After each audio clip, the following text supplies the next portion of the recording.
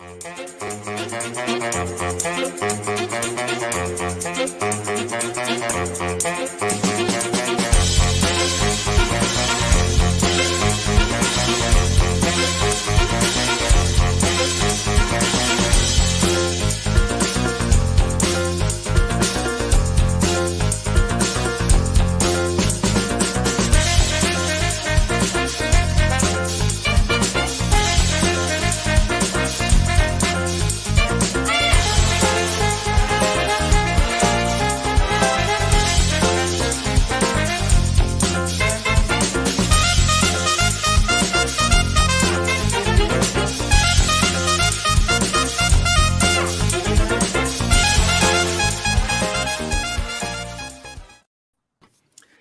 evening, everyone. Welcome back to another edition of That GD Show.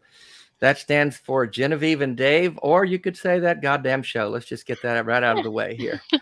Say hello, Genevieve, and welcome our guest. Yes, hi, everybody. How's it going? How are you two doing?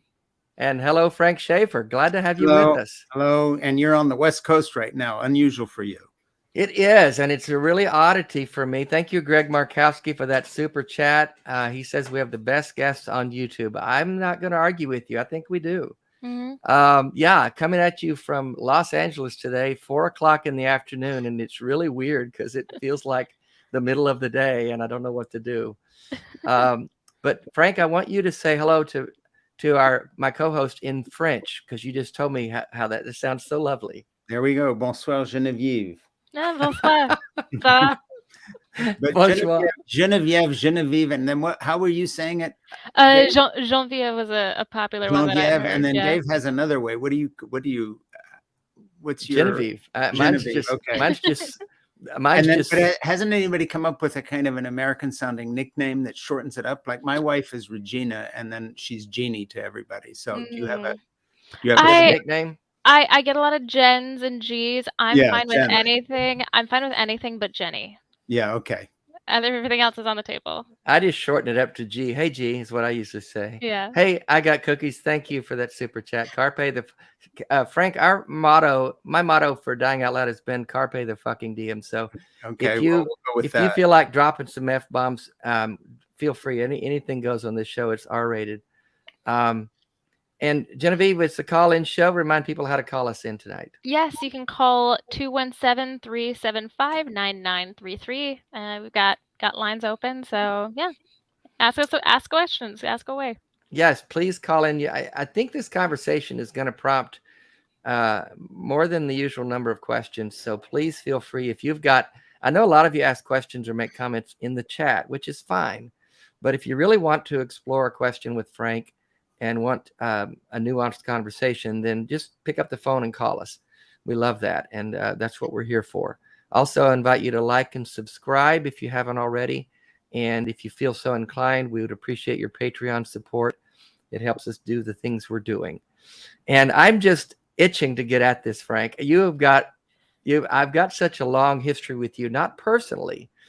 In some ways personally. I don't know if you remember, I told you we met once in Nashville. You were touring with the Hellbound documentary that you were involved with. Do you remember that? Yes, I certainly do. We did a theatrical presentation in a movie theater there, and then had a Q&A, and I was on the panel because they'd interviewed me for the movie. Right. Yeah. And I remember that movie vaguely, but I'd love to see it again because I saw that right as what year was that? Do you remember? Frank? I was just trying to think, and my real answer to that question is, given that the Trump presidency and COVID has divided my whole life into before and after. It's like pre-Trump, pre-COVID, and then there's the hellscape after that. So I can't remember. You could say 20 years ago or 15 or 10. I think it was because I know it was during the time I was really in the throes of my deconstruction. And during my deconstruction process, one of the first things I let go of was the idea of hell. So I found that documentary very fascinating at that point in my life. And it confirmed what I was already thinking about the subject of hell. So yeah, that's kind of my first exposure to you. I knew of you. Obviously I knew your parents, and we'll dig into that a little more. I didn't know them, but I knew of them because we used to show their films in my church in Arkansas when I was a pastor back in the 80s. But my first, as I was, again, during my deconstruction period, I started browsing the library for books that would help me in that process. And I stumbled across Crazy for God. And I knew your name, I knew your story, and I thought, oh, this is interesting. And so I mentioned that in my memoir. I think I told you that I've just released my memoir. And so you viewers that have read my memoir or plan to, and if you haven't, what the hell? Why not? But you'll recognize late in the book, as I talk about my deconversion process, coming across this book, Crazy for God. How would you describe that book, Frank? What is that book in your litany of books to you? Well, it's a memoir, and it's one that I sensibly waited until I had, first of all, established myself as a writer with whatever it is, 3 or 4 novels before that, and then some other nonfiction work, rather than trying to write something about leaving the evangelical community as a book about that. I waited until enough time had passed, and it really came out of inquiries from my readers of my novels like Portofino, Saving Grandma Zermatt, which were fiction works of humor, but based on my evangelical upbringing as a son of a missionary in Europe and Switzerland, vacationing in Italy and so forth. And people would always be saying, is this biography? Is this what really happened? And at a certain point I thought, okay, well, maybe I'll write the story. And my only hesitation was that I wasn't really aware of readers like you out there. I thought there would be 2 kinds of readers. A few very angry evangelicals who might pick the book up because of the Schaeffer name, or most of my readers who by that point were more like Genevieve, in other words, secular people who came at my writing simply from a literary nonfiction point of view, or because I'm a novelist, who really didn't even know about my background. So I was thinking, well, there'll be 2 kinds of people. Those who say, who cares about some guy traveling out of an evangelical subculture I know nothing about, because they weren't, my family was famous in a bubble, just like NASCAR drivers are famous to people who know about NASCAR. But if you're out of that loop, who cares and who knows, right? Yeah. I mean, we live in these little bubbles of microcosm here, where inside one you can be someone. As soon as you step out, it's like, who cares about that?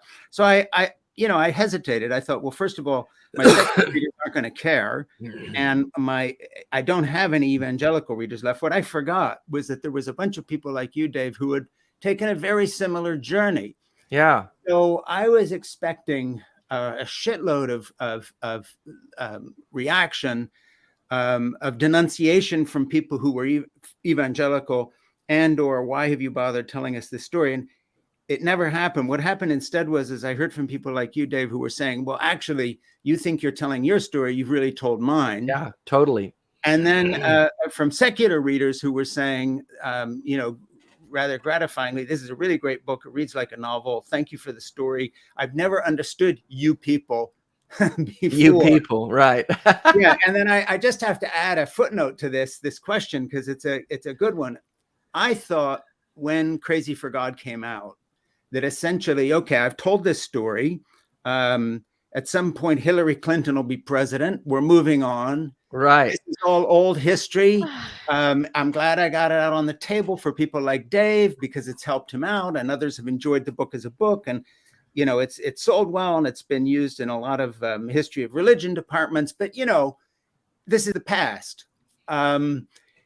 But then, of course, with the rebirth of the religious right, guided by people like Franklin Graham and Ralph Reed and all these other opportunistic, very hard right, both white nationalists and Christian nationalists with their agenda, the subject stayed relevant. So all of a sudden, I got a lot of people interviewing me saying, well, these guys are not going away.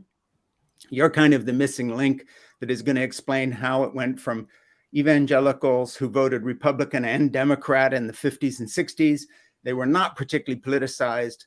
In fact, they were often criticized for being apolitical, because they were more interested in getting people saved, quote unquote, bringing them to Jesus, than in who you voted for. How did we get from there to this very energized group of people, for instance, who got so involved in the elections of George W. Bush, and before that, Ronald Reagan? So I found myself telling that story.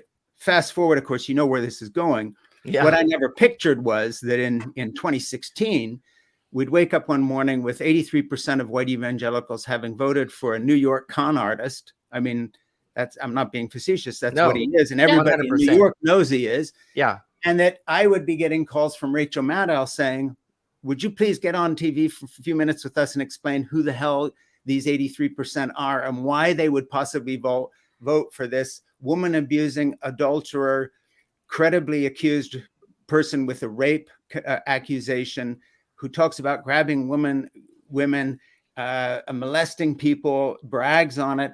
How could they vote for him? So then, it's like a nightmare for me, because what the book qualified me to do, and I'm not joking now, was instead of moving on with what I want to do, which is write literary nonfiction and fiction, I found myself ad infinitum trying to explain the thought process that led from what had been a crusade for family values, anti-abortion, and so forth, which, whether you agree or disagree, was not all about adulation of a figure like Donald Trump. Whatever else it wasn't about a thrice divorced, philandering guy that grabs women and is obviously a con artist, and we're going to make him a hero.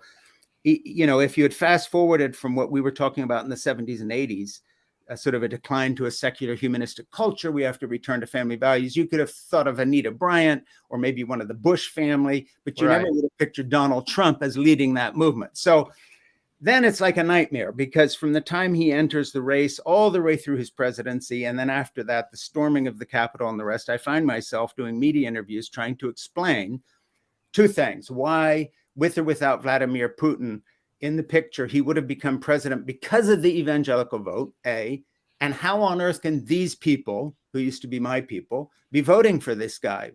How does this work?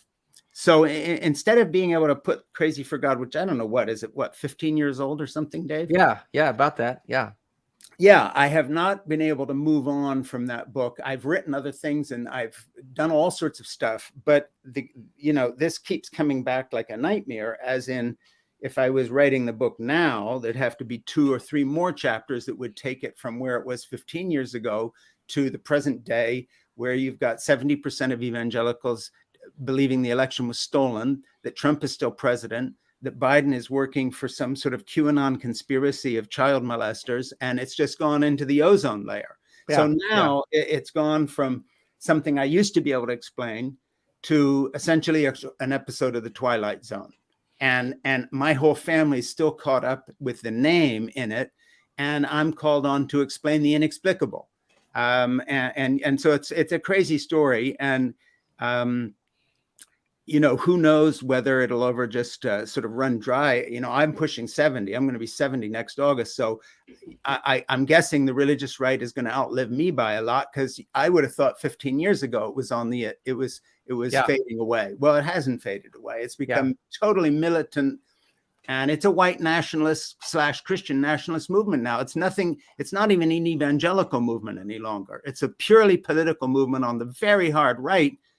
And as we speak right here tonight, where a sizable proportion of these same people not only deny the election result of the last election, they are supporters of Vladimir Putin as he attacks the Ukraine, because he has taken a, quote, stand against gay rights and other things that they view as bad. And so you have pictures of Franklin Graham going to Moscow and meeting with Putin and shaking his hand and thanking him for his Christian values only a couple of years ago. Yeah. So it's madness. It just cascades. This story cascades, and it's not a footnote. It is the very history we live in. Okay, I've gone on too long about it, but it's just a crazy subject. Well, it is, and we'll have to talk more about it. I want to get into the formation of the religious right and moral majority, and the part you played in that. But Genevieve, just if you would, and we've got a call in a question for Frank that I want to get to before we dive too deep into bigger subjects. But Genevieve, your thoughts about Frank's assessment of kind of where we've come from and where we are, because that kind of got you involved. Yeah, that was a big part of it. Absolutely. I mean, I was involved in politics when I was, in middle and high school. I was obsessed with it, and was protesting when I was a kid. But moving to the Bible Belt and really seeing that there's churches on every corner, and each one seems to be breeding these, a lot of people who are genuine in their love for Christ. But live in opposite values. There's just this massive cognitive dissonance, and it's so interesting comparing where we are this month, March 2022, with where this all started, with the moral majority, Mhm. with those movements in the 70s. I don't know.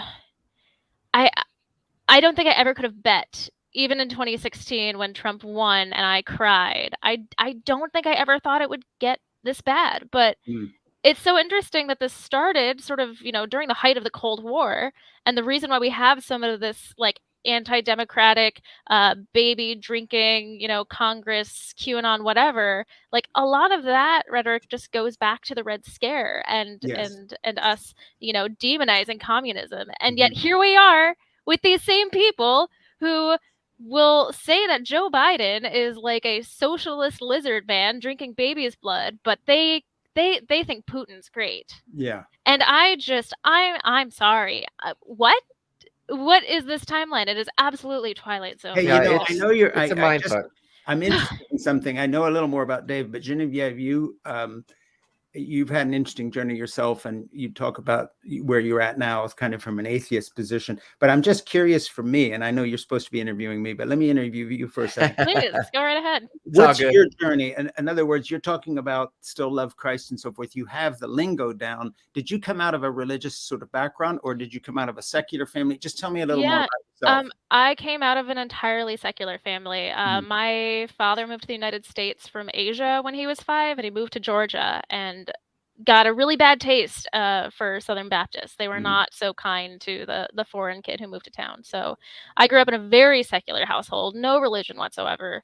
I never believed in it anyway, because by the time I heard about it, I was like, I already know how the Earth came about. Like, I already know about the Big Bang and evolution. Like, what you're gonna tell me that is these two people that were magicked in a garden? No. So that was where I came from, and it was never. I always lived in a very secular area. I'm from San Francisco. We have churches, but they all have rainbow flags. It was Yeah. really moving to semi-rural North Carolina was the first time that I really made friends with people and learned that, oh, you don't believe in evolution. Oh, And Yeah. that's where you you are don't now, believe. right? Yeah, I moved away from the Bible Belt in 2020. I moved back to be closer to my family in Maryland. Yes. But it's still just, gosh, Well, working politics and seeing the way that Bernie Sanders was demonized for being the most Christ-like candidate we've seen in quite a while. I had to wrap my head around it. I Yeah. can't. I Yeah, can't your mind believe was it. blown, and that's why you got involved in the conversation, is because Yeah. Yeah. you didn't think people believed in a virgin birth and a Yeah, I mean, 6,000-year-old I Earth and all these crazy things that people yeah, literally believe. I watched Jesus Camp when I was in high school, and I thought that was a strange anomaly, like a weird cult in the middle of nowhere, and Mhm. I didn't really realize how prevalent it was until I moved and saw it with my own 2 eyes, and then, of course, when I saw the election results come in. Sure. Yeah. And then it was a big wake up call. But the thing is, I think, just before we move on, it's worth for you, Dave, and Genevieve, and me, to note something, and that is each of us, in talking about the last few years, have been saying, well, here, and I never expected this to happen. I never expected that to happen. And let's just think about this again for a minute. I think the film Don't Look Up was a terrific picture. Yeah. It was a kind of a Mhm. parable about the way we dismiss the oncoming Armageddon of climate change, and we refuse to accept it. But the weird thing is that parable applies equally well. I think it's a terrific picture to the way we have not faced up to who Vladimir Putin is. Right. Yeah. And we have not faced up to who Donald Trump is. No. And we have not faced up to white nationalism combined with this authoritarian populist platform that Bolsonaro, Trump, Erdogan of Turkey, all these people have. So this kind of incipient fascism on the horizon is something nobody wants to look up and take note of. We haven't really honestly talked about Vladimir Putin because, the British have been making too much money laundering his money in London, and real estate agents have been making too much money selling them penthouse apartments in New York. So, okay, we'll pretend that's not happening. I think the three of us are alive at a moment of history when basically, when they all said some point you'll pay for this or the fee will come due. I mean, think about it. We haven't prepared for pandemics. 100,000 plus Americans are dead, 8 million worldwide. We didn't prepare for Vladimir Putin. We don't know how this is going to end. wherever you look at it, this kind of idea of deferring things down the road, and then the area that I'm involved with, and we're sort of talking about tonight, and that is we've not prepared for the fact that nurturing right in the breast of the United States is this serpent called the religious right, which is now reemerged as a white nationalist fascist movement that has a con artist for a leader, but nevertheless that did real things like appointing Amy Coney Barrett to the Supreme Court and these other things, went down the checklist he was given by Ralph Reed and the evangelicals, who were very serious people, whether he was serious or not. And he traded his influence for this. And so I just want to note that we're in a weird and amazing historical moment right now where the fee has come due for a lot of shit nobody was paying attention to. And my little angle here on the religious right is just one aspect of that, but it's part of it. Well, I've got a couple of questions I want to get to. Derek Wolf, thank you for your Derek Cruz. I'm sorry, I misspoke. Thank you for your chat. I do want to get to this question because on a personal level, Frank, it's for you, because back to the book, and then we'll move on to the more political issues and the religious right, because we've got a great question in the chat there with Janet. Sure. Thank you, Janet. Ethan, in a minute, I want to pull that back up. But your book, for me personally, just to close that part of the conversation, literally gave me permission to investigate my own faith.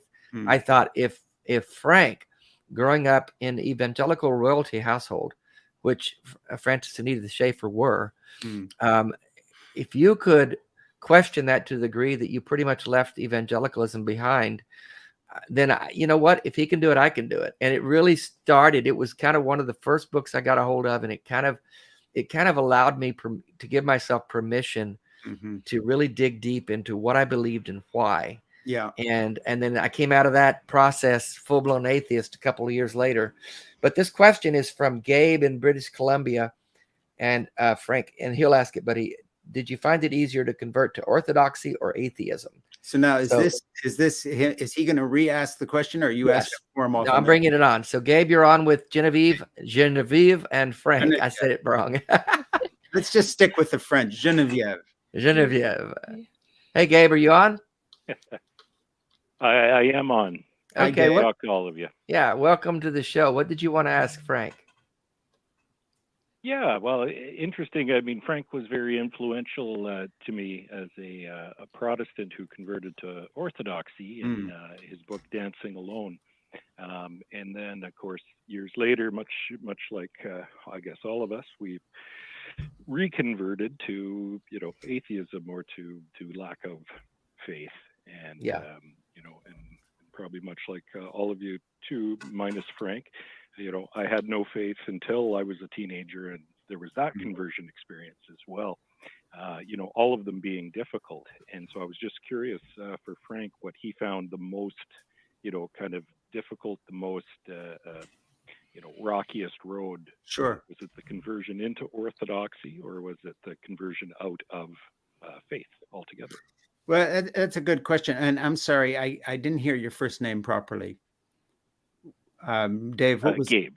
Gabe. I'm sorry. There's Gabe and Dave, and we're trying to figure out how to say Genevieve, and I'm dyslexic. So by the time we're done, let's just all have numbers now. 1, 2, 3, and that sounds good. Question or 4. Good question. The first thing I would say is I don't think there's anything. In the evangelical sense of accepting Christ, there's a before and after, and it's a theological moment and so forth. But real life to me, is not like that. And that is, it's a journey, and all journeys are incremental. So it's like someone asking me, because I'm a parent of 3 grown children and I have 5 grandchildren, and I do childcare full time for 3 of them and pick up Nora every day at school. And so they think I know something about children from my experience. And they'll say, what would you do for my son here? He's 7, he has these issues. And how would you go about finding the right school for him to be in? As if there was a kind of a cookie cutter answer. And the real answer to any question about anything, whether it's religion or childcare, is, well, tell me about the specific situation and tell me where you're at in your journey. So for a start with a kid's school, it's not about the school, it's about the teacher he has. And it's not about the teacher, it's about the class this kid finds himself in. If it's a little girl and she's in 6th grade and there's 3 other little girls in a clique and they're being mean to everybody, It doesn't matter who the teacher is. So when you really get into the nitty gritty of conversion and faith and atheism and agnosticism and belief and so forth, you have to, I think, deal with a couple of issues. First of all, the psychology of the individual, which far too infrequently gets discussed honestly. Everybody pretends like they have this objective opinion they've arrived at logically. So let me disabuse you of that for myself. I remember writing a little book that's actually done quite well out there called Why I'm an Atheist Who Believes in God. And it's had a big distribution around the world. And it came out of some discussions I had with a friend of mine, Christopher Hitchens, the British New Atheist author, who became very famous for making the New Atheist movement, putting it on the map and writing these bestsellers and articles for Vanity Fair. And he and I had a number of phone conversations after he had read Crazy for God. And he was saying to me, isn't it a pity that you haven't identified with our movement being him and Richard Dawkins and the other new atheists? Why at the end of the book does it still look like you sort of have this faith? And I was getting similar queries from evangelicals saying, okay, you've told the story of your journey out, but why just because you had these experiences and it went to the right, does it mean you've abandoned? And I looked at both sorts of queries thinking, they both want the same thing. They want a declaration of conversion, as if now that's the end of this story and this is my position. Whereas I regard all the nonfiction books that I write that make reference to a faith journey as a snapshot of that moment. So Crazy for God is a snapshot of when I wrote that. And I regard all these things not so much as positions, but also a psychological, spiritual journey. In that, for instance, I'll give you an example. And again, I'm pretty far past trying to state things in a rational way that can be argued. I'm telling you the truth about how I arrive at these things, which is always personal. It's never business; it's always personal. So why am I an atheist who prays? Okay, people would say, okay, how's he going to explain this? Because, well, I'll give you the explanation, because that's the way I was raised. It's like asking me why I like chicken, rice, and gravy, because that's what my mother served me on for Sunday lunch. That doesn't make it a holy sacrament. That just makes it part of who I am. So I'm comfortable in the morning getting up and remembering my family by name and praying for their protection. If you ask me on a philosophical, intellectual basis, do I believe that prayer is being heard and that will change their day accordingly? I do not. If you say to me, why do I still go to Greek Orthodox liturgies from time to time? Then I would turn around to you and say, well, if you're a Mozart fan because your parents raised you listening to Mozart, why do you have to argue that rather than just saying, well, that's who I am? And none of these decisions have to be rationally argued. What has to be rationally defended is when you start applying some personal belief system to other people, saying, and you know what, I'm going to make Genevieve do the same thing. And if she doesn't, she's a bad person. And I don't want her in office because I won't trust her unless she has that same background as me. And that's the difference between fundamentalism and simply a faith journey where you recognize your own psychological need. So, all too often people like Chris Hitchens, and I would argue with him about this in person before he died, and I don't mean face-to-face, but on the phone and in emails. And I would just say, look, the difference between you and me, Christopher, is that I am willing to live with paradox. And that is the uncertainty, not only of saying, look, I just don't know all the answers, but more than that, being willing to hold two things that seem to be contradictory, not as objectively true and contradictory, but that my framework of having personal need in a spiritual sense, for instance, that is answered by prayer, is in no way contradicted by me telling Genevieve that she and I are probably on the same page when it comes to an intellectual view of the mysteries of faith as they're normally meant in a theological sense. So, what I guess I'm saying in my book, Why I'm an Atheist Who Believes in God, which is really the book that is about what we're talking about today, rather than Crazy for God, is this, and that is that my view of my own faith journey to get to the question that was asked has really changed, in that it's not so much to say conversion to something and okay, now the question is settled. It's rather seeing these steps as a journey that will never finish, Mm-hmm. And where basically, I guess the difference between me now at pushing 70 and 30 or 40 years ago is that I'm willing to tell the truth about my own paradoxical uncertainty and the fact that, no, most of the time I'm not coming to these things through a series of logical elimination. I'm just saying, look, this is who I am. I grew up in an irreligious household. I'm never going to have a break with a certain spiritual aspect of my life. Does it mean I believe in the miracles as written in the Bible? Of course not. Does it mean that I think people who are bad people, if they're an atheist or a Jew or come from a different background than me, and they shouldn't run for office? Of course not. I trust them. Morality doesn't come from the Bible or from any religion. It comes from evolution, because essentially the survival of the friendliest is the only reason we're still here.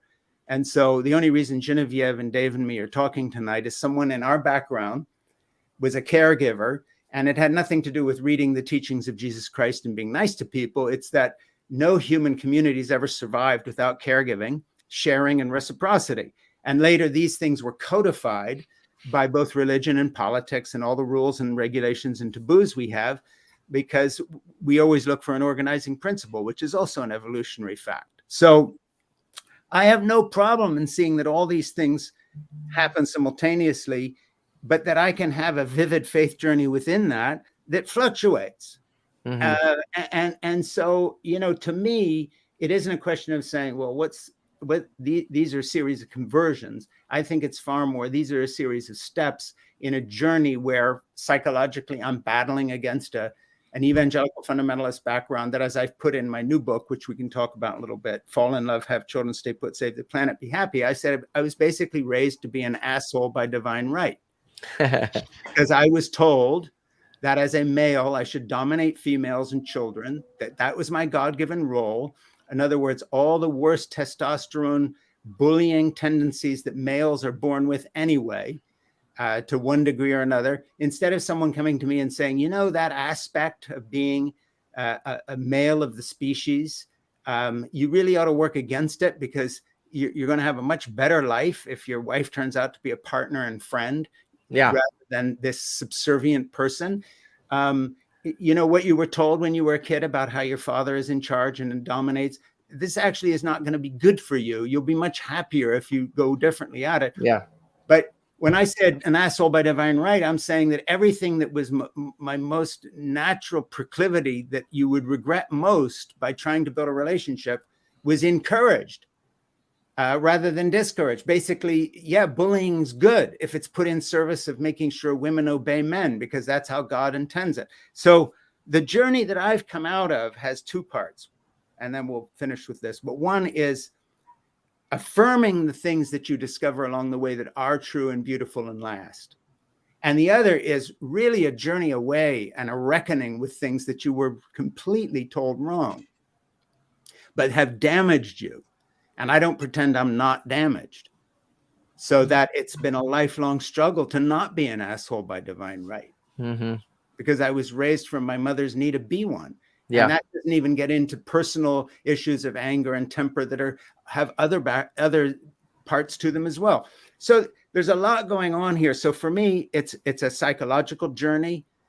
It's a journey away from things that you've been taught that made you worse than you would have been otherwise. I mean, I put it that way, not that you would have been fine, but worse than you would have been otherwise. Mm-hmm. And then it's a journey to affirm things that really have worked for you experientially. And I'll just go back to the theme of this book that's just come out, Fall in Love, Have Children, Stay Put, Save the Planet. It's about making a choice in life, whether you are going to be look for domination of other people and power over them, or you're going to look for cooperation and care and see caregiving as your chief vocation, no matter what you're doing. Mm-hmm. So it's two completely different ways of seeing things. And that's where my head has really gone. So Crazy for God was part of that. My novel Portofino was part of that. The little book that I wrote because of Chris Hitchens and I having a discussion, Why I'm an Atheist Who Believes in God. And then this rather long book that I've worked on for the last 6 years, Fall in Love, Have Children, Stay Put, Save the Planet, Be Happy, kind of draws a line under the whole thing and says, guess what, folks? It never was about correct belief anyway. It's about who you are. So when Genevieve tells me she's an atheist and I say, well, I'm sort of a, perplexed, paradoxical, spiritual person that prays, but on the other hand, I'm also an atheist. We could talk about that, but the temptation in our society for me to say to Genevieve, but what do you do? And she would tell me she does this fancy job, or she's an executive or talk show. I know nothing. Or Dave. But the question we really ought to be asking each other, if we want to get to know each other and have a useful relationship, is who are you? Yeah. Okay. Now, Yeah. me, I am the caregiver of 3 young grandchildren, and I've been married to Jeannie for 52 years, and I've gone from being an asshole by divine right to a fairly decent companion. I didn't say great. I said fairly decent. That's who I am. That's my real story. It isn't that I've written or been on Oprah. It's I've gone from being an asshole by divine right to a fairly decent companion. That's who Frank Schaeffer is. And the rest is all bullshit. So that's where I'm kind of at. And that's what the new book is about. And it's essentially trying to define what we mean by the word success. Do we mean that Genevieve has a fancy job, or do we mean Genevieve is the kind of person that you'd be lucky to know as a human being, because she's a caregiver and she puts more value on her relationships than she does on striving and getting ahead. And it's a choice. So my whole thing has gone from those books about what you want to believe, and I don't want to be a broken record, but I got to say this, to emphasizing a completely different thing, and not correct belief, but who you are. What is the bottom line? And the way I put it in the new book, and when I really mean it, and I know it sounds a little Oprah-esque, but who you are is not your job title. It's not the amount of money you earn. It's not your position over other people. And now I'm going to give the little Oprah-esque thing, but I mean it. The only real mirror you have in life is what you see written in the eyes and the faces of the people who know you, and how you are treating them. And I can give you a specific example from my own life as a young teen father with a little daughter who as this Calvinist evangelical, it was my job to get her mother to obey me and to make this little girl conform to my will.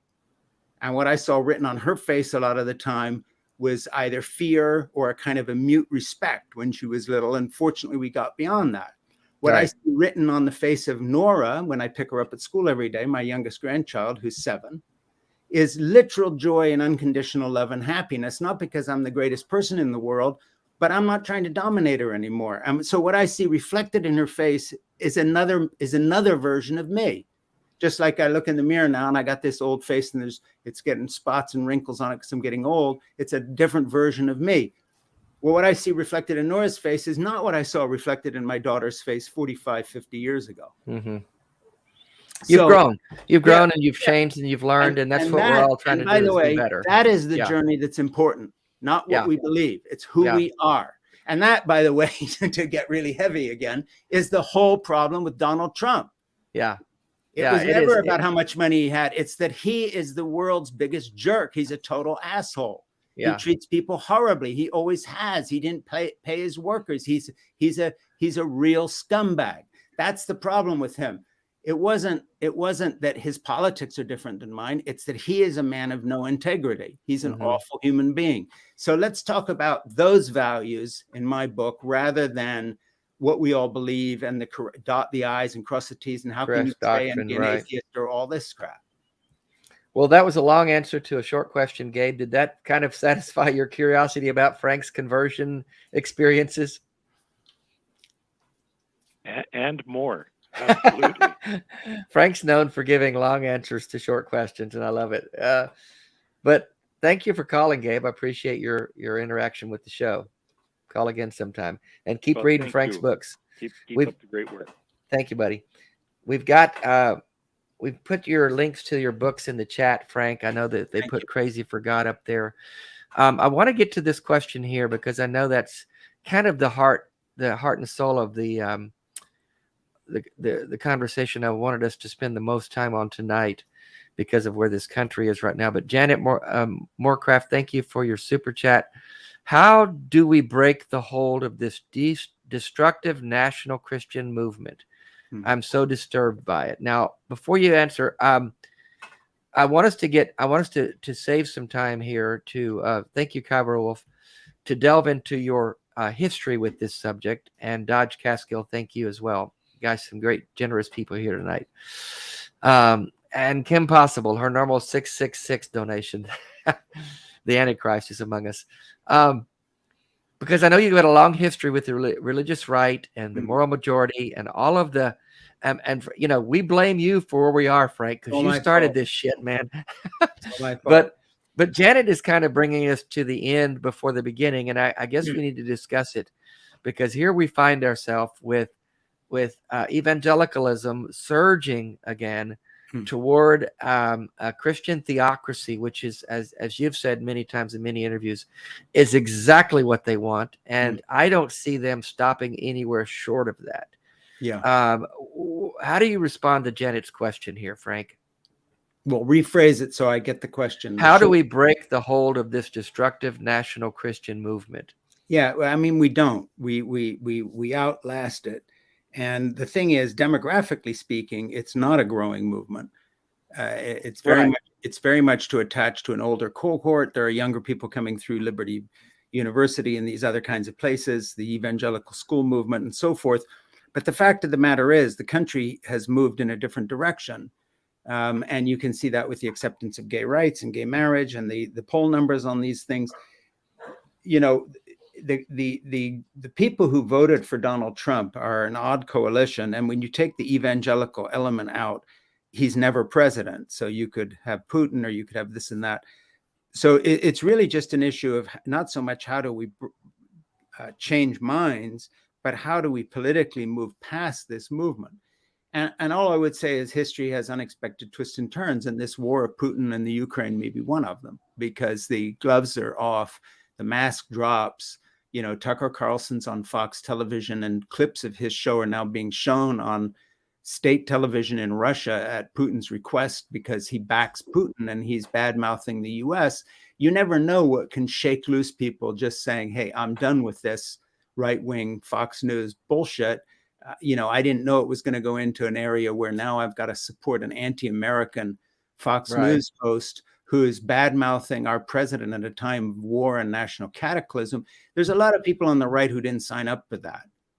And so you never know what can change things that comes totally out of left field, that wasn't on anybody's playbook 2 weeks ago, and now all of a sudden it's all we're talking about. So that's the first thing I'd say. And the second is this, and that is that I think it's also generational. So we need to just simply outlast people who are more my age, and wait for guys like me to die off and open up space for a younger generation that doesn't think exactly this way. And then the next point is, I think we really have to fight for the kind of programs and legislative agenda that, for instance, Biden has been quite successful in passing already and has more on the books, that actually answers people's real problems.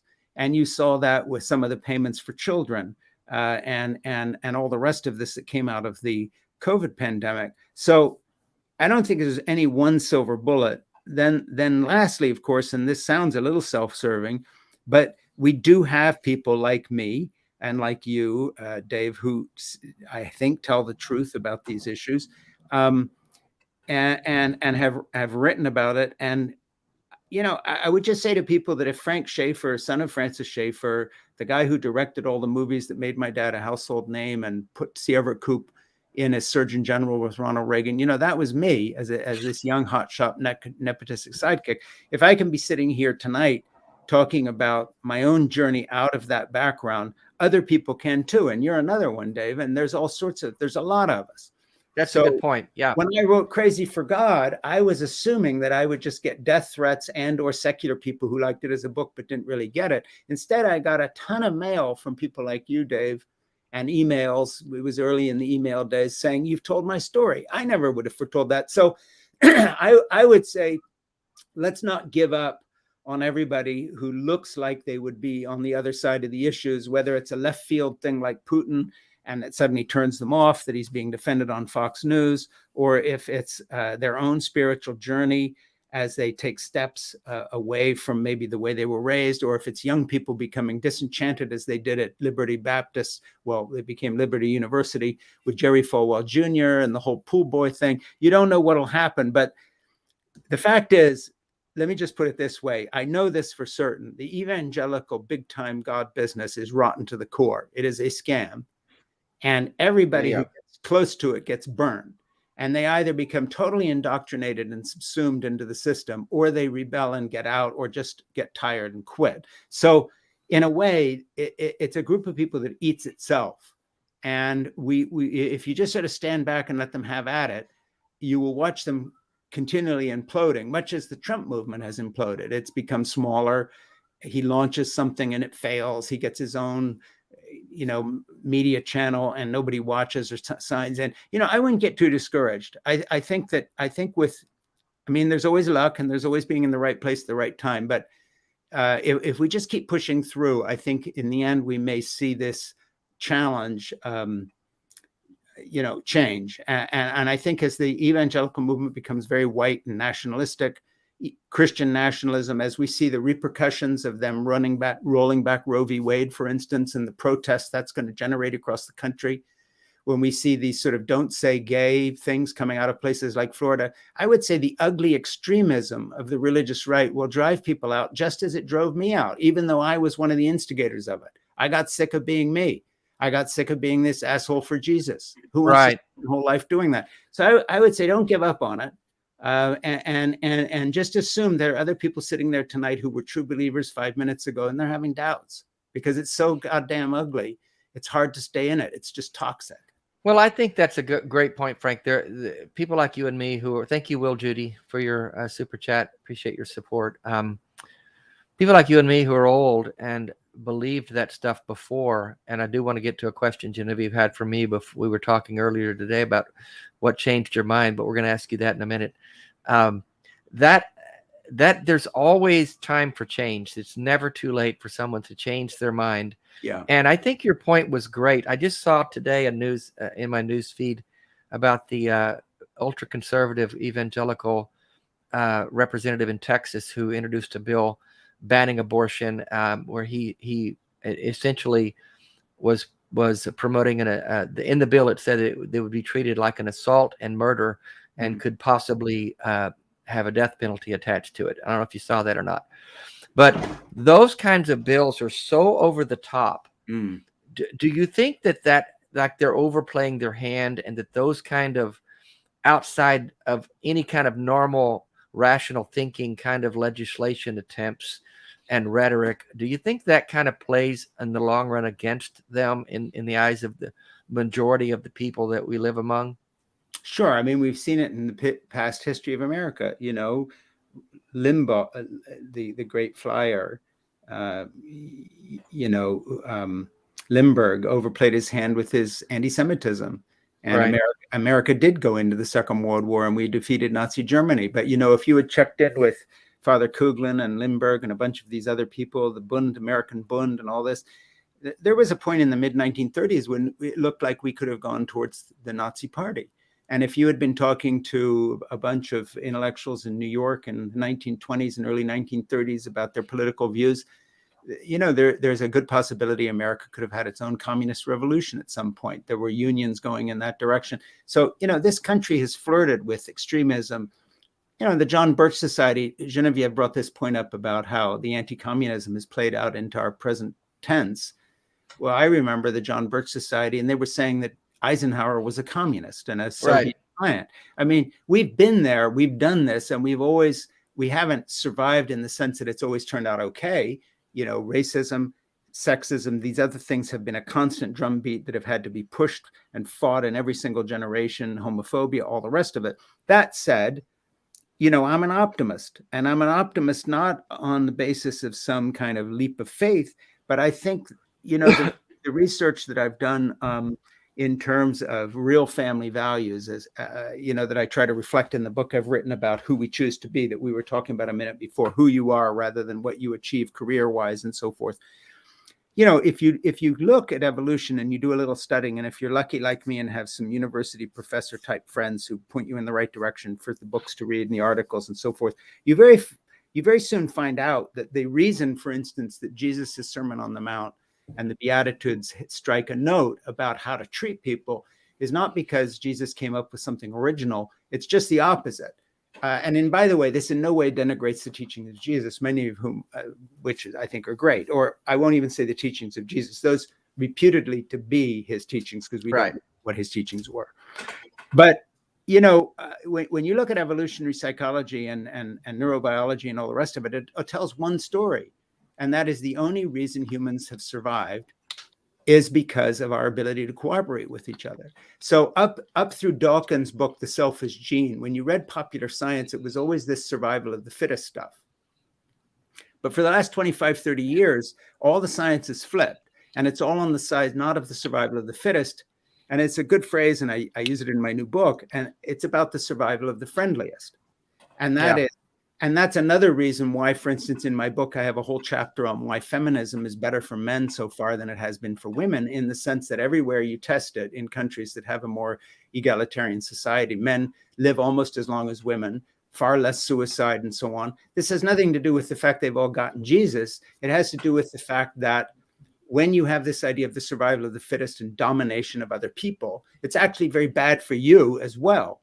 And in a more egalitarian structure where it's about cooperation and working together in partnership with people across genders and sexes and so forth, you actually have a better thing for everybody. So what we look at when we see an evolution is that actually, this old question about, well, if you don't have a God, how do you have morality? It's the exact opposite way around. The only reason we have these notions about morality is because they are ironclad within the evolutionary prime directive of survival. And we legislate and we quantify those things, and we make religions and laws and governments because human beings organize into communities. These are an extension of community. Mm-hmm.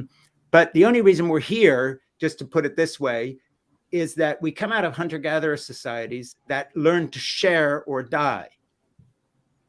Because not everybody while the mother's feeding the baby, who feeds the mother? Yeah. If the people going and doing the hunting gathering eat all the food and say you can't have any because you didn't come on the hunting gathering party, then the whole tribe dies. Well, similarly, if you look at Genevieve and Dave and Frank sitting here tonight, I can guarantee this is true, by the way, even though, of course, I can't prove your history. But the three of us are only here tonight, and everybody listening is only here listening to this radio program, podcast, whatever, because somewhere in your ancestral history, whether it was 15,000 years ago or 200 years ago or 150,000 years ago, there was a child left by a trail somewhere alone and cold and dying, who had been there because the mother had been killed by a wild beast or a marauder, or she had died of starvation.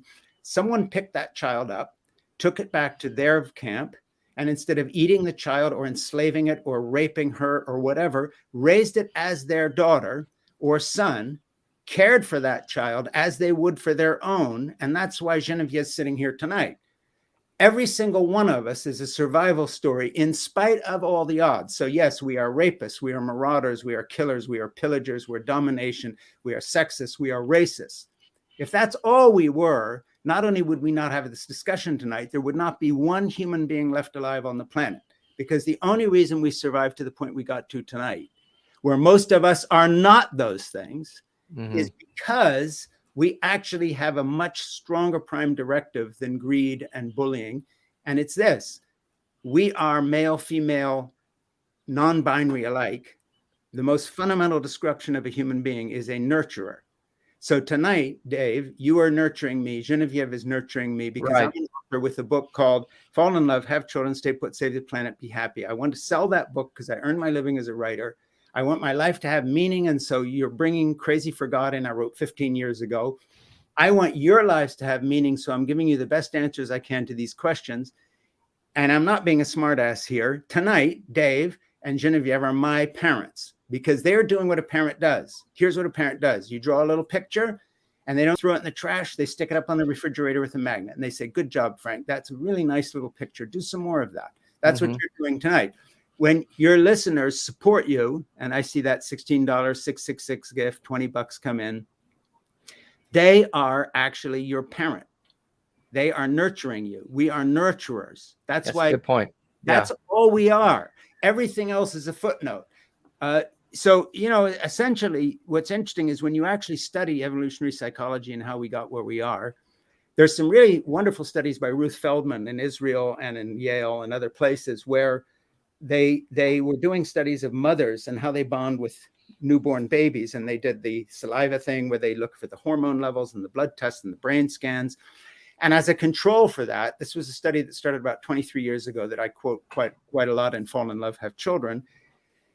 As a control, they wanted to see how men would juxtapose to that, thinking that they would measure the saliva in a female that's just given birth, and they would get the hormone levels and looks for the oxytocin and all the rest of the changes and how they could measure that. Lo and behold, what did they find? That fathers, including gay adoptive fathers who were spending an equal amount of time with a child, so you had to be in a caregiving mode, all right, had exactly the same neurobiological, hormonally measurable reaction as a female who had just given birth breastfeeding her own child. Why? Because males are also nurturers. It is not a female job. We evolved to co-parent. Hillary Clinton was right. It really does take a village. More than that, it takes whole communities. And so people who choose to remain single, unpair bonded, without children, are as much parents as I am with 3 grown kids and 5 grandchildren. There's no difference between us in their friendships, in their collaborations, in their nurturing of people around them. If you stand on one foot talking to the lady who's bagging your groceries and she's an older woman and past her prime and no one's paying attention to her, if you take that 5 minutes with her, you have nurtured her as if you were a parent for that moment. And that is actually what makes things happen. And so that's good. I like that, Frank. Yeah, I was going to put morality and nurturing and these other things, I just have to say, they come from our revolutionary past and they are ironclad. These are the real moral absolutes. And if we want to be happy and if we want to find joy in this life, you have to get with the program. And so there's studies done. And I'll give you one last example, and then I'll wind up this long answer. If you buy a new thing, if Genevieve or Dave or Frank has always wanted an SL300 Mercedes classic sports car, and we finally get enough money to buy one, the pleasure that is measurable from that lasts 10 days to 3 weeks, where you're actually measuring, able to change in brain scans how you really feel better. The pleasure you get out of remembering something you did for someone else in an altruistic moment of giving lasts literally a lifetime, and people can be pulled out of depression 10 years later when they remember that there was a lady in the line ahead of them at a grocery store with a cart full of diapers she couldn't pay for, and they stood up and said, I'll pay for that. That will actually bring them out of depression 10 years later when that stupid Mercedes is junked and or they lost it, and it means nothing anymore. These are scientific studies. So the altruism and the caring that we show is actually the stuff that brings joy in life, not all the stuff we think we need. That's scientifically provable in study. We are all caregivers, including gay adoptive parents and non-binary people, just as much as heterosexual couples. We all have the same neurological system that gives a certain amount of pleasure out of that role, so much more than job and position and career and money and income, that at some point you have to say, look, the reason things like Christianity or the sayings of Buddha or these other things, or the rule of law for that matter, or democracy for that matter, they didn't come first. We came first before we could read, write, or have names for any of this. The reason all this shit works is it actually fits who we are. We evolved to be a certain way. So the Christians would always tell me, well, God created you to be a certain way. They were sort of right, because we were made in a certain way. We aren't 7 things. I'm not talking about gender distinctions and all this superficial stuff. I'm talking about who we really are fundamentally. Right. And the most fundamental thing a human being is a caregiver and a nurturer of others, or you wouldn't be here, period. That's it. That's the end of the whole story. That is what morality really is. That reminds me of a Maya Angelou quote, which many things often do, because she said so many wonderful things. People will forget what you said. People will forget what you did, but they will never forget how you made them feel. That's it.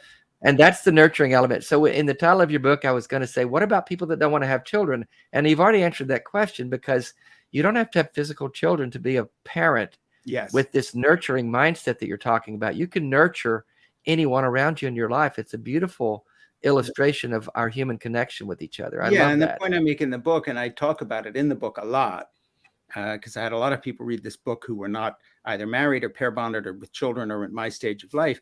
But when you look at the title, Fall in Love, Have Children, Stay Put, Save the Planet, Be Happy, I put a very traditional sounding title on there precisely because we were in the business in the 70s and 80s of selling fake family values. And they were really just thinly veiled misogyny and homophobia. These are real family values. What do I mean by fall in love? Yeah, sure, it includes me and Jeannie as teenagers falling in love when we're still together 52 years later. Okay, that's nice. But the real point is fall in love with love itself. Understand that love and oxytocin is the great gift of evolution. It's the only reason any of us find joy in life. It has nothing to do with romantic love only. It is what is a first principle of your being and your existence that actually makes you have meaning in your life. Well, it is to be in love with love itself. I don't mean some superficial, wishy-washy Valentine card shit. I'm talking about actual recognition of the scientific basis of the reality. Love is as real as a heart attack. It can be measured. And it is, if you are in love with love itself, you treat people completely differently and you treat yourself completely differently than if what you're in love with is position, power, and influence. For instance, have children. I've already talked about that, but I really mean that.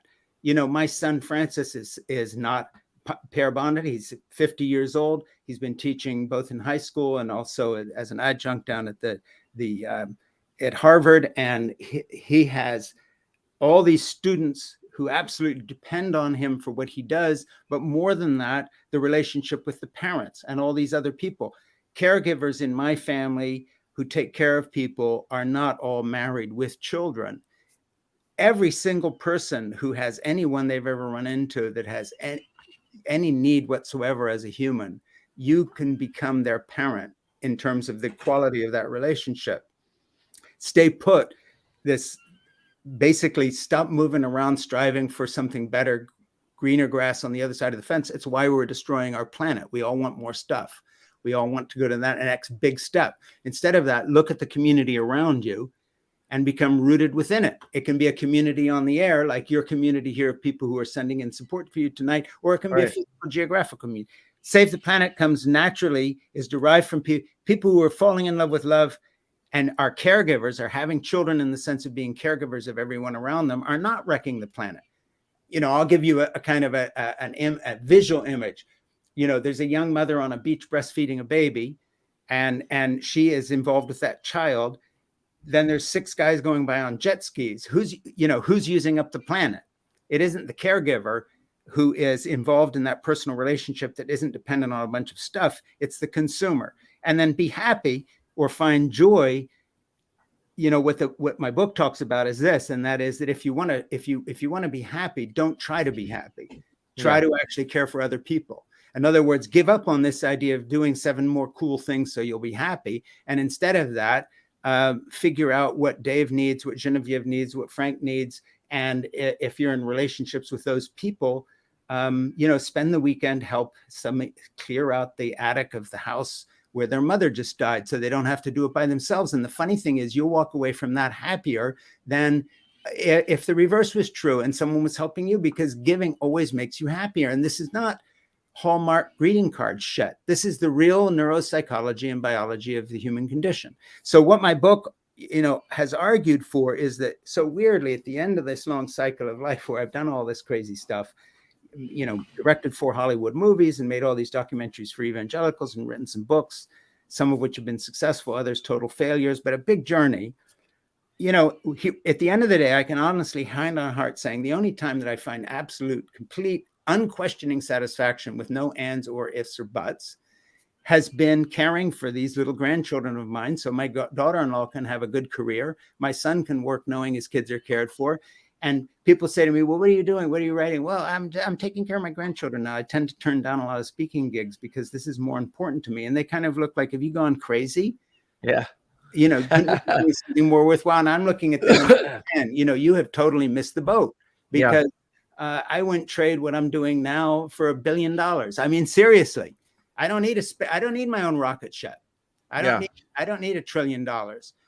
What I need is Nora coming down the driveway after school so I can read her the next book we're reading together, or set up an art easel in the barn for her to paint something, and realize that I'm giving her memories that no one will ever be able to take away. And so long after I'm gone and she's doing some caregiving for someone, it's going to be rooted in the fact that she was loved at some point. Mm-hmm. And you find me one other thing in life that's that satisfying, and I'll be interested, but I haven't found one yet. And guess what? I have relationships with people I'm not married to who aren't my kids, who are just as profound. I wouldn't have to be a grandfather to find that meaning, and it wouldn't have to be a child.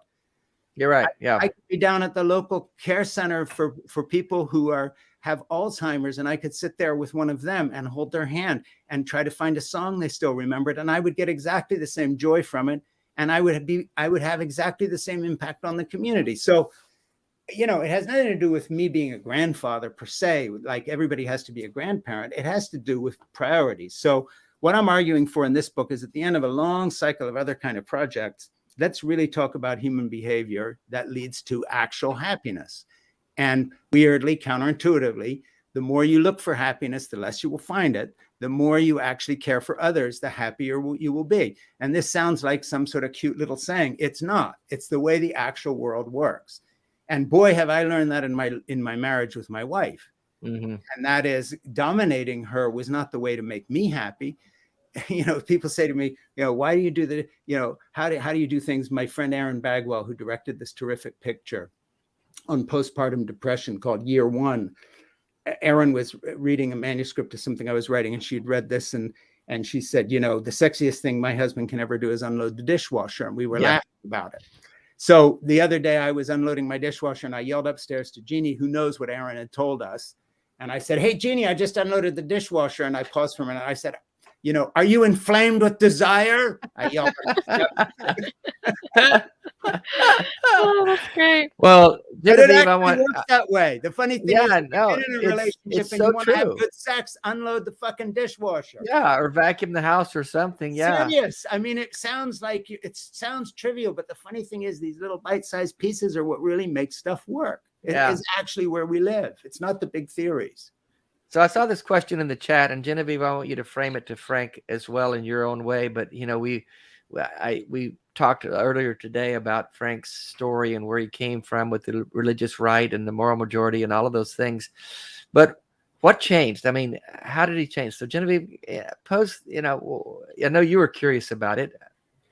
Yeah, I guess, you know, I was wondering, and I can't find that question in the chat now, but I do remember which one you're talking about, Dave. But it seems like you have come to so many profound realizations that you are probably completely unrecognizable to whoever you were in the 70s to a degree. And I'm just wondering, you know, I'm not going to use the word, you know, deconverted or conversion or anywho, but what was that process of looking around at what was going on in the world with the moral majority and the influence that we've had, you know, breeding this evangelical voting bloc? And was there a moment when you looked around and just said, oh my God, this shit is terrible, I got to get out of here? And in that answer, Frank, but as you give that answer, give us a little bit of a snapshot of what world you were in, what you were doing in the 80s, and how you transitioned. Yeah, and then if I get too deep into that, Genevieve, wave at me and get me back on the groove here, because that's a whole story here. Look, you know, I grew up in a little fundamentalist mission. This is actually part of an answer to your question. I grew up in this little fundamentalist mission in Switzerland called L'Abri Fellowship, L'Abri, which means the shelter in French, L'Abri. And it was very humble. I mean, no money. My dad didn't have a secretary. We didn't have a car. He worked on the side of his bed on a tea tray in a rocking chair, doing his Bible studies. All the money went back into the ministry as a faith work. Nobody asked for money. It was real. It wasn't a bunch of scumbag predators, you know, pretending to be doing the Lord's work. The Lord may be there or not there, but the fact of the matter is that they were totally sincere. They treated people incredibly well. The reason the ministry was successful is precisely because they were not members of the religious right. They were real old-fashioned Bible-believing Christians who really believed in treating people with kindness and decency, even when you disagreed with them. Dad had a tremendous interest in art and philosophy and culture, so he'd be just as likely to be giving a lecture referencing Federico Fellini or Bob Dylan's lyrics of his early albums as he would be a Bible study. So people were thunderstruck. You know, Genevieve could have shoved up, and in 1970, 1968, she would have loved the community. Be an atheist or not, you wouldn't feel excluded. You would have left saying, man, either I now believe this stuff or I wish I could, because these are obviously great, decent people. So the real tragedy is, how did we go from that to becoming founders of the religious right? Well, it all zeroed back to Roe v. Wade and the legalization of abortion. And it was really a series of bad flukes, wrong place at the wrong time. We were making the last episode of How Should We Then Live, which became this standard thing that literally millions of evangelicals watched in every single Christian school, every different college, all the church. Yeah, it was huge. For those of you that didn't live through it, it was a big deal. And then we went out with seminars, and we were playing the Grand Ole Opry and Madison Square Garden and the Dallas Convention Center with 25,000 people, being introduced by Roger Staubach and the Tom Landry, who were the quarterback and coach of the Dallas Cowboys at that time, flying around in private planes, the whole bit. And the reason that all happened was because my father's books became bestsellers. L'Abri became very known. So all these evangelical celebrities like Billy Graham, the evangelist, and others came and were with him to try to see what his secret was. And the secret was just plain old Jesus loving kindness and intellectual curiosity that translated into young people being interested in him in the way they weren't in other leaders. But we used Roe v. Wade in the last episode of that series on art and culture and philosophy that otherwise was not particularly political. It was very much against secular humanism and so forth, but that doesn't translate into the religious right. That's just an interesting view of history and the Renaissance and the Enlightenment and so forth. But in the last episode, we used Roe v. Wade as an example of what Dad called judicial fiat, or the overreach of the federal government and the judiciary in particular into the area of morality. C. Everett Koop, who at that time was Surgeon-in-Chief of the Philadelphia Children's Hospital, saw it, and he was already an ardent Roman Catholic style anti-abortion person, a Calvinist Christian, as much, to the extent that you can be, already working with Roman Catholics on the anti-abortion platform long before evangelicals got involved. And he flew all the way to Switzerland, and he talked to me and he said, "Hey, Frankie, what your next project has got to be is one on just the life issues." I needed another job. This is where my greed and my stupidity and my own lust for connection and power came in. I had 2 young children at that point. I was in my early 20s. They had bought me some nice suits. I'd been raising all this money. I had credit cards, was flying around in private planes. It was like, okay, let's look for another thing. But here's the hitch. I was also completely sincere when it came to the issue, because I had gotten Jeannie pregnant when we were 17 and 18. And it's like, hey, we had Jessica. We didn't abort her. And I'm married. I'm now in this godly marriage and everything. I was thinking of myself, hey, why can't everybody do this? And of course, it was a total lie. I was in a community that paid all our medical bills. We had an entire community of babysitters. Jeannie and I could have dinner any night of the week we wanted, all expenses paid, free apartment, eat in the communal dining room. It was as if we were living in a socialist paradise for a young couple. So for me to take that and say, well, hey, it worked out for us, and apply it to stressed out, terribly difficult situations for women in a completely different kind of a culture, was, first of all, just a total lie. I didn't know it at the time, but I look back now and just cringe at my hypocrisy and the level of horrible, self-satisfied smarminess of that position. But I wanted to do this next project, and C. Everett Koop was a very convincing, charismatic leader.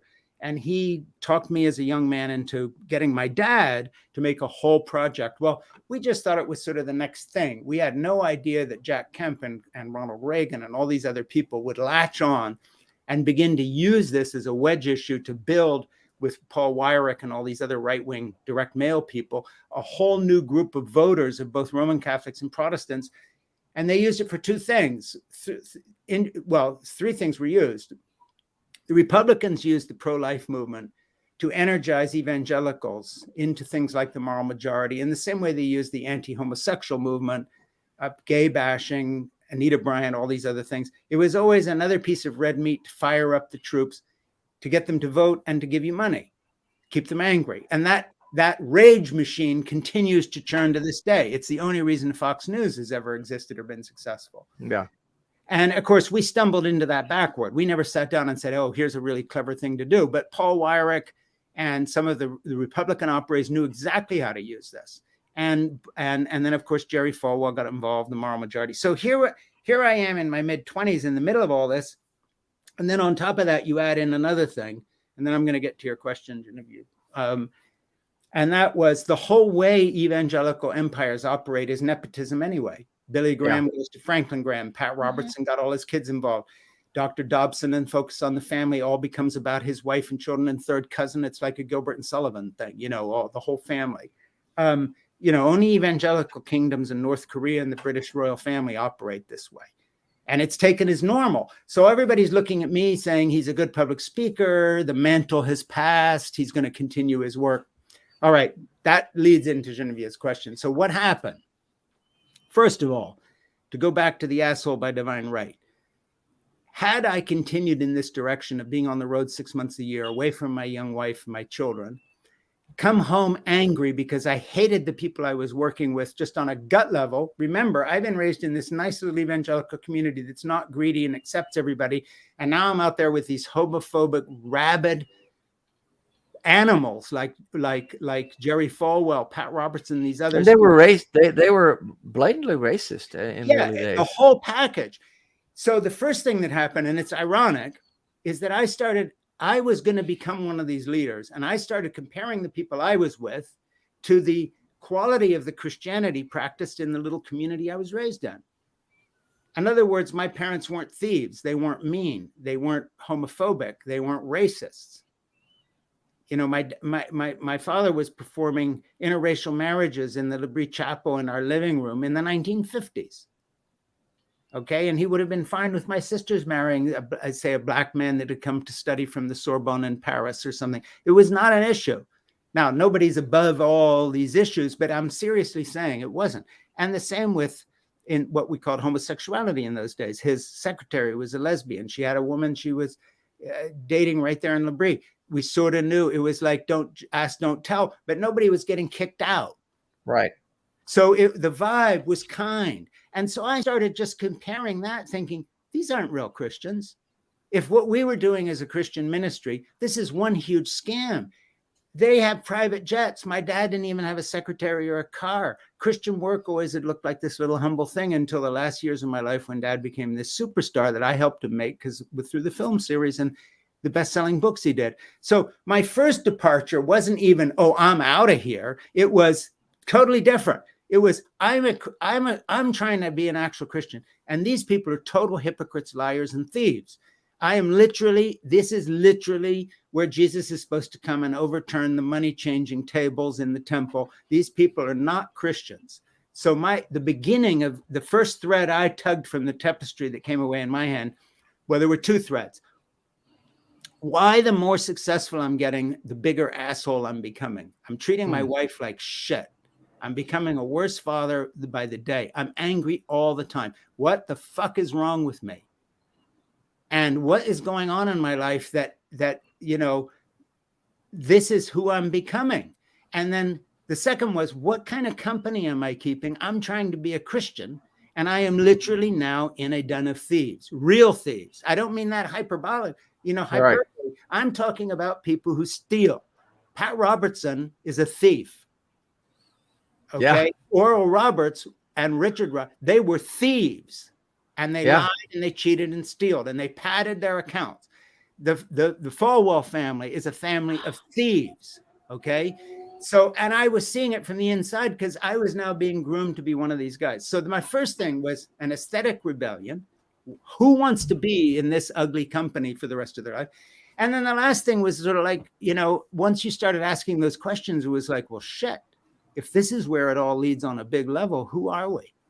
So, it was like somebody trying to be a good German kid in the 1930s, and he joins Hitler Youth because he's patriotic, and he's marching around saying, well, wait a minute. There's a whole nother thing going on here. What the fuck's this all about? And so I got out on an aesthetic level, a spiritual level, and then just a very personal level of saying to myself, that's another sound thing going on here. Helicopter over downtown LA. Sorry. Yeah. I hope they have floodlights on, so it's like a scene out of Heat, I think it is police helicopters based on what I've heard. Good. A little drama. But anyway, so that's, and then of course, the rationale for biblical evangelical Christianity is so slim that when it turns ugly and you start questioning some part of it, then of course it all just comes apart in your hands. And what I realized is that the kindness and the way my parents ran their ministry and the intellectual integrity they had trying to answer questions and so forth, it was the anomaly. That's not where big time American evangelical Christianity was. And so I came to the conclusion that I'd been raised in a kind of a little freaky sideshow, and the big time was a totally different animal. And then, of course, when I started questioning, I just didn't believe it anymore. Right. But it started with a comparison of my parents' ministry and a total dissatisfaction with who I was becoming. All the worst parts of me that I was trying the best to battle in terms of the kind of father and the kind of spouse and mate I was to my wife, who, by the way, I was very much in love with, even though I was treating her like shit, which doesn't sound logical. But basically, it was like, whatever it's going to take to change this, and to be the person Jeannie really wants to be with, and to be a father that doesn't mortify me by the way I'm behaving, because I come home so tired and wrung out by being on the road with these idiots. And then the last thing was an aesthetic one. I'm an artist. I'm interested in filmmaking and painting and writing, and I'm a pretty good writer. And so when I started writing, even the evangelical books, it was like, well, shit, I'd rather be doing this than all this big time media crap out here, you know, trying to be this person and this leader. How about just write a good novel? And you know, you may earn less money in 10 years than was on the book table on any given night of our seminars. So be it. Your wife's happy. You're treating your kids decently. You're becoming a person you wouldn't even mind getting to know. You know, this is working. So then I started finding the further I got away from that environment, and the more I concentrated on my real interest and love in life, which is art and writing, you know, I could see, to go back to my thing before, what I started seeing reflected in the faces of the people around me told me everything I needed to know. And that is, it wasn't turning me into a bigger and bigger jerk. I was actually becoming a person who you know, certainly far from perfect, but at least, you know, you could live with and not get up every day nervous about what this idiot was going to do next. Well, we've only got about 7-8 minutes left, because we do have a sharp cutoff at whatever your hour is, at the half hour. Mine is 5:30 here. But I know you've talked about this on many interviews and also in other things you've written. By the way, folks, we've put up a couple of links to Frank's book, Crazy for God, but the other ones, I haven't read all of them, but he's really a damn good writer. You'll enjoy, I think you'll enjoy his writing style, and you enjoy the content. He has novels, nonfiction, a wide array. How many books have you written total, Frank? I don't know, about 15, but if you just want to pick a couple of them in terms of tonight's discussion, the new book, Fall in Love, Have Children, Stay Put, Save the Planet, Be Happy. The first part of the book tells the story we've been telling tonight. It's about my journey out, but it's in terms of what I've discovered that actually has worked in my life and made a difference to me. So I hope you would start with that. And then if you want to read Crazy for God and that history, or the little book, you know, Why I'm an Atheist Who Believes in God, very much right sort of between Genevieve and me and you and our discussion, those might fit well with what we're talking about tonight.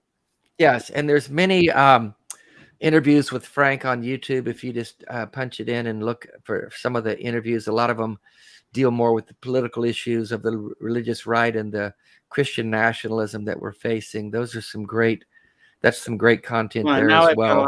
I've got a podcast in conversation with Frank Schaeffer that's everywhere podcasts can be found. You know, I interviewed Moby, the musician, and Representative Ted Lieu from California. You know, we have an interesting mix. And recently, because of this book, Fall in Love, Have Children, Stay Put, Save the Planet, Be Happy, weirdly enough, it's been taken up by some very large groups of women in business, the Women's Business Collaborative, Fair, Gender Fair, all these women's groups have taken the book up and have invited me to be part of what they're doing, because it has a very strong feminist pro-woman message in it. So it's been interesting, because I've been doing a lot of things with those folks, and it seems to resonate with them. So if you're looking for a place to start, maybe that would be a book that would pull you into the rest of my work. That's a good idea. Yeah. And I'm going to be getting a copy of that. And Frank, I'll get your address off air, because I want to send you a copy of mine. Sure. I think you'll like it and resonate with my journey as well. Yeah, I'd like to see it, because we do have a similar journey. You're a few years ahead of me in the process, and I think you got out of the evangelical cesspool at what age were you when you pretty much kicked it goodbye and maybe still believed in God, but really was done with all that? Well, let's figure I'm 70 next this summer, August, and my first novel, Portofino, was published in 1990, and that was really my sign off because it was a work of humor at the expense of fundamentalist Christianity. Right. Whether I had completely left or not, the rest of me, whatever was left in the movement, got booted out in a hurry because it was like, you're done here. You're making fun of what we believe. Well, I know your story, and I love so your. I don't know. Do the math. 1990 to right now. How long? 32 years. Okay, 32 years out. 32 years sober, as they say. Well, I know you're Love gonna. That's a lot longer than me. I've only been sober about a dozen years. Yeah, well, but 32 years. But the things we're facing now are the reasons that why Genevieve and I do this show, why other people talk about these issues, and why you do what you do, Frank. And we have I know we said earlier that it's numerically, we are the higher percentage of people in this country, but the minority is very vocal, and they still have control in a lot of political places, and they're getting bills passed, and the things that they're doing are insidious and dangerous and harmful. Now to they're women trying to and children. change the actual voting system so that Exactly.